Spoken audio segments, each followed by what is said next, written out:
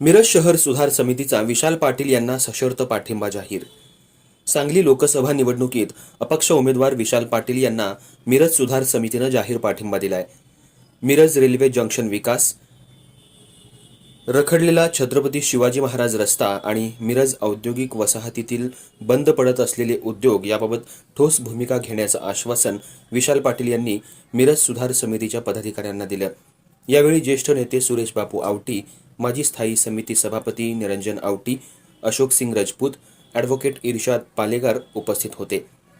मिरज सुधार समितीचे ॲडव्होकेट ए काझी, अध्यक्ष आसिफ निप्पाणीकर, समन्वयक शंकर परदेशी, कार्यवाह झहीर मुजावर, उपाध्यक्ष नरेश सातपुते, राकेश तामगावे, हाजी शाहिद पिरजादे, रामलिंग गुगरी, अभिजित दानेकर, वसीम सय्यद, रवी बनसोडे, संतोष मुळे, अहमद ढालाईत, सलीम खतीब, संतोष जेडगे, जावेद शरीक मसलत, मनसूर शेख आदी पदाधिकाऱ्यांनी अपक्ष उमेदवार विशाल पाटील यांची भेट घेतली. केंद्राशी निगडीत असलेल्या स्थानिक प्रश्नांबाबत विद्यमान खासदार यांनी कोणतीही ठोस भूमिका घेतलेली नाही. त्यांनी 10 वर्षात केवळ गोड बोलून मिरजेसह जिल्ह्याचा विकासच गोल केल्याची टीका मिरज सुधार समितीनं केली. विशाल पाटील हे उच्च शिक्षित आणि अभ्यासू असल्यानं लोकसभेत प्रश्न मांडण्याची धमक त्यांच्यात असल्यानं मिरज सुधार समिती सक्रिय पाठिंबा देत असल्याचं ॲडव्होकेट ए काझी यांनी सांगितलं. अर्थराज्य न्यूज मराठीसाठी कार्यकारी संपादक तोहिद मुल्ला. नमस्कार. आत्ताच मिरज सुधार समितीचे सर्व पदाधिकारी, अध्यक्ष व त्यांच्या पूर्ण बॉडीचे सदस्य मला भेटले. त्यांनी प्रामुख्यानं मिरजे संदर्भात काही विषय मांडले. एक आहे तो मुख्य रस्ता शिवाजी महाराज रोड. ह्या रोडची अवस्था गेले कित्येक वर्ष खराब आहे.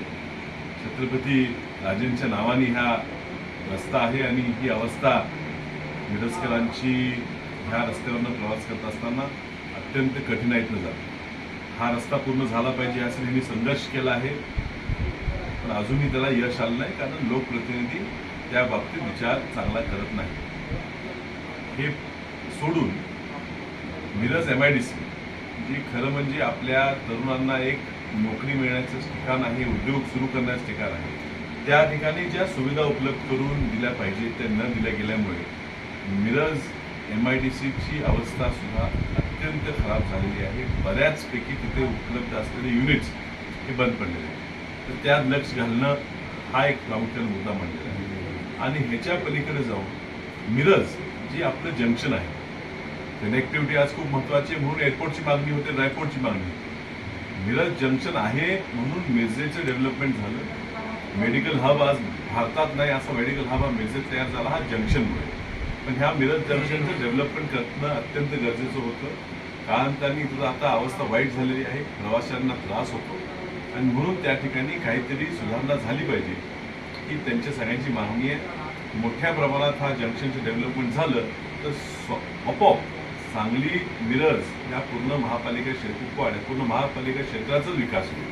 हे 3 प्रामुख्याने मुद्दे सोडणार अधिकही भरपूर मुद्द्यांवर चर्चा झाली. या चर्चेनंतर ह्या 3 प्रमुख मुद्द्यांवर व त्यांच्या इतर अडचणींवर निश्चित मी ह्या ठिकाणी काम करीन हे आश्वासन मी त्यांना दिल्यानंतर नुकतेच त्यांनी त्यांच्या मिरज सुधार समिती ह्या संस्थेचं पत्र मला देऊन मला लोकसभेसाठी पाठिंबा जाहीर केलेला आहे.